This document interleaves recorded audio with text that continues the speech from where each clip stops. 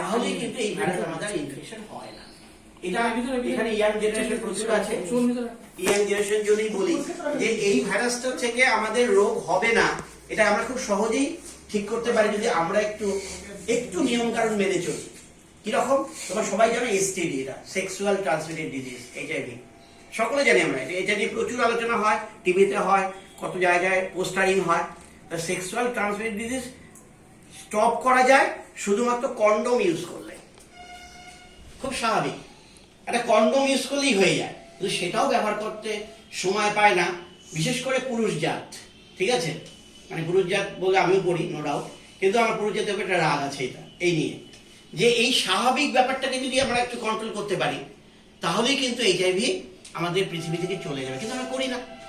এবং করি না জন্যই দিনের পর দিন এইচআইভি একটা বার্নিং প্রবলেম শুরু হয়ে গেছে আমাদের। এবং এবারকার যে মানে 2023